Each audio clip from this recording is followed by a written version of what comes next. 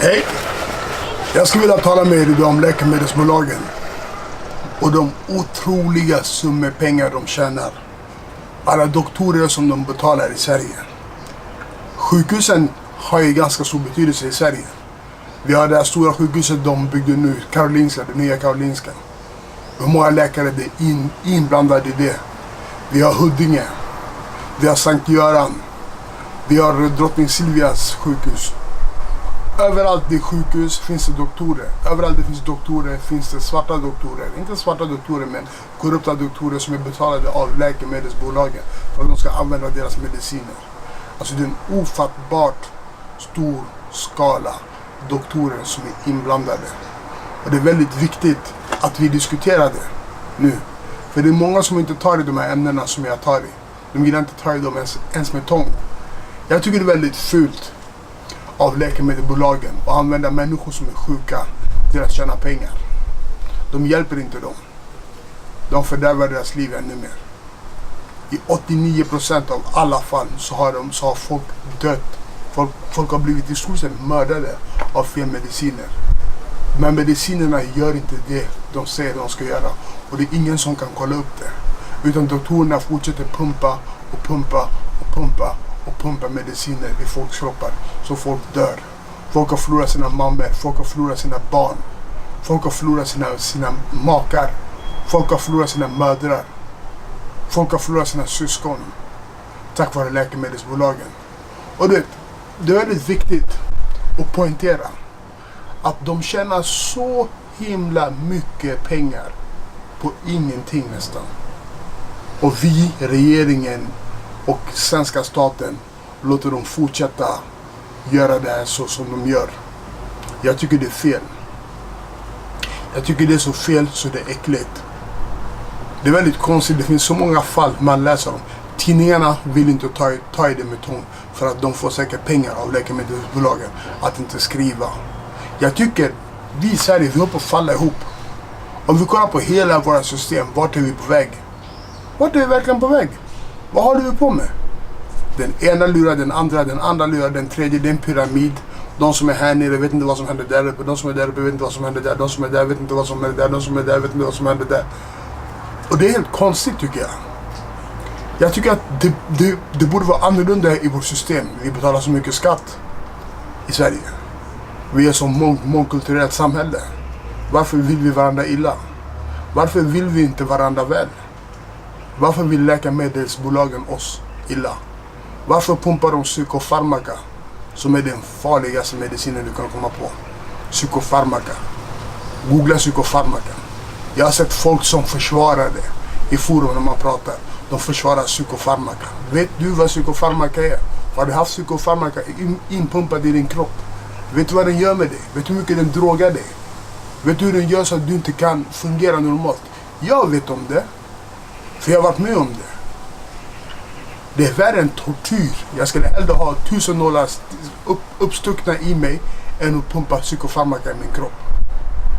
Men folk förstår sig inte på det. De är korrupta. Läkemedelsbolagen är korrupta. De jobbar ihop med sjukhus. De jobbar ihop med polis. De jobbar ihop med regering. Och de har dem på payroll. Alltså de betalar dem. De betalar det ena, betalar det andra, hjälper det tredje, hjälper det fjärde. Och du är tyst, du kliar min rygg, jag kliar din rygg. Allting är bra. Det här systemet måste ta stopp i Sverige. Vi måste verkligen vakna upp till en ny dag om vi vill att vårt land ska fortsätta prosper, gå framåt. Jag hittar inte de svenska orden alltså. Jag är så himla chockad. Jag kommer lägga dit klipp som kommer bevisa lite grann av det jag säger. Och så kommer ni få kommentera. Tack så mycket. Jag tror också det är att den vetenskapliga grunden för de kliniska beslut som vi fattar är inte oftast den vi tror att den är. Och då behöver vi hjälp att förstå vad har vi för någonting att liksom under fötterna när vi fattar våra beslut. Och alldeles till sist så tycker jag, just när det gäller Peter så finns det anledning att påminna om härskartekniker. Är ni uppdaterade när det gäller härskartekniker? Om någon kommer och säger någonting som man inte tycker om och Peter då säger någonting som väldigt många kollegor inte tycker om, så kan man till exempel säga så här: ja, men han är inte klok. Han säger att psykiatrer är prostituerade. Man kan inte lyssna på någon som säger något sånt. Ungefär som om det faktum att han väljer, de ord som han väljer på något sätt skulle betyda någonting för tyngden i de fortsatta argumenten. Man kan också säga så här att omslaget på hans bok ser ut som om det kom från scientologerna. Och då har man kopplat ihop honom med någonting som han överhuvudtaget inte har något som helst samröre med, men som också leder till att man försöker att ta udden av det du har att säga när man inte kommer med några vettiga sakargument. Så har det lite grann i bakhuvudet när ni läser kommentarer och när man liksom ser på hur du blir bemött. Jag tycker i alla fall att det är fantastiskt roligt att du är här och jag uppskattar ditt arbete väldigt mycket. Välkommen! Tack så mycket.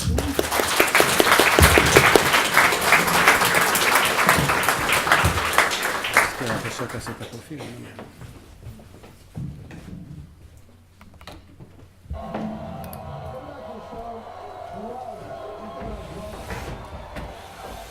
I want to talk about drugs. I want to rap to you about drugs. In that they have terrible effects on millions of Americans and that epidemic almost too horrible to comprehend. I could share that more. The scourge of drugs has long ravaged this nation. Santa Clara Assistant County Counsel Danny Chu explains the toll drugs have taken on his district. Overdose deaths are just the tip of the iceberg. In Santa Clara County, it's resulted in skyrocketing medical costs, and it's also resulted in rampant crime. So what are the drugs we talking about? Crack, heroin, Molly, ping pong, black flag, rose spray, Crisco? Opioids like Oxycontin, Vicodin, or Percocet, Back pain medicine? Who commits crime with a bad back? these drugs are chemically similar to heroin, and the result has been millions of people that are now addicted to these drugs. Okay, but street drugs are one thing. Pharmaceutical drugs are there to help, right? There's no evidence that these prescription painkillers work well for chronic pain conditions. Really? Yes, nonetheless, the drug companies market these drugs for those purposes. That's why we filed this lawsuit, to hold these companies accountable. And they have a lot to be accountable for. Studies show prolonged use of these drugs reduces their effectiveness and increases the risk of overdose. But Oxy requires a prescription. So how are these companies to blame? It wasn't adding up. Then I got a visit from author and medical researcher Peter Gochi. I have a little secret for you. I can't hear you, dude. I have a little secret to tell you. I still can't hear what you're saying. A secret. What? I'm coming out. This deep throat insider informant told me how this epidemic got out of hand. But you farmer lied to the doctors and told them that OxyContin is less likely to lead to substance abuse, and this is not true. Wait, seriously? You can look at the lawsuits. Pfizer was found guilty by a jury of conspiracy. Wow. Merck, Eli Lilly, Johnson & Johnson was fined more than $1 billion. It's all the same. What they do is actually organized crimes. Pharmaceutical companies are like drug cartels. That's a good one. It's not a joke, it's a fact. I have studied this. Listen, man, I'm a comedian. I know Yes. about jokes. Yeah. All right? Yeah. That's a funny joke. This medicine kills people. Do you still think it's a joke? What? Not that part. You gotta learn how to get off on a high note. Fortune 500 companies behaving like drug cartels, it seemed hard to swallow. So I went to the heart of the Oxy Triangle to confront one of them face to face. I would like to speak to your Don. Or who? Your Don, like the drug lord or whatever, your top guy, like your Pablo Escobar kind of. Goodbye. Turn that off. Turns out nobody on the inside would talk to me. Then I got lucky. Behind the pole, Michael. Who? You. I'm Dr. John Virapan. I used to be a pharmaceutical sales rep. Finally, a whistleblower emerged to tell me how these companies are allowed to continue to operate. So they can buy. They behave in many ways like the mafia does. They corrupt everyone they can corrupt. They have bought every type of person, even including ministers of health in some countries. In my country, for example, Denmark, We are regarded as having very little corruption, but yet we have thousands of doctors on industry payroll, although we are just 20,000 doctors. So this is an effective kind of corruption. The drug industry buys the professors first, then chiefs of department, then other chief physicians and so on. They don't buy junior doctors. So when several thousands are on industry payroll, it's really, really bad. Our drugs kill around 200,000 people in America every year, and half of these people die while they do what their doctors told them. So they die because of the side effects. The other half die because of errors. And it's often the doctors that make the errors, because any drug may come with 20, 30 or 40 warnings, contraindications, precautions and so on. No doctor in the world knows about all this. This is incredible. And drugs are not that helpful. And they kill very many of us. We know that. That's why drugs are the third major killer after heart disease and cancer.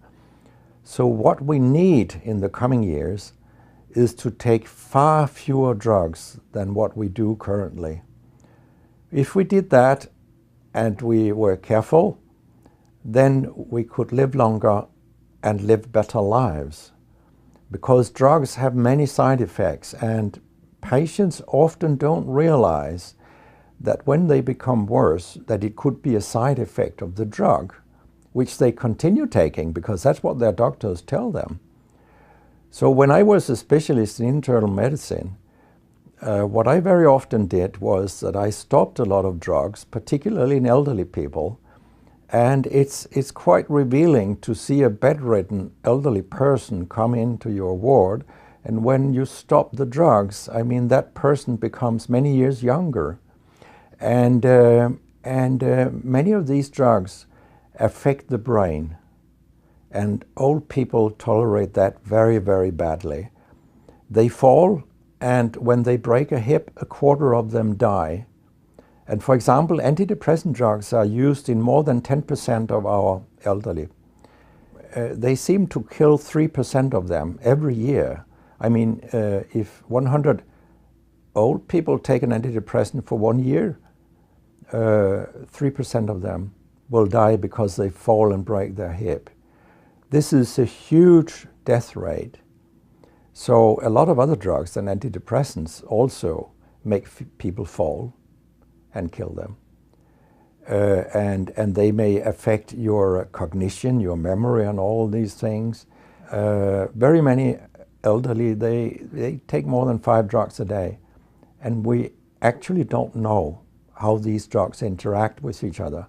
What we do know is that all drugs have many effects in the body, and some of them interact also in their metabolism, so that you can get a too high concentration of a drug if you take other drugs simultaneously.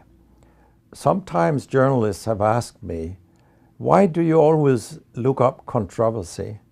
And my reply is, I don't. Controversy looks me up. Because it's not popular to tell the truth in healthcare. You will get a lot of enemies, because a lot of people make money on false premises, doctors and industry alike.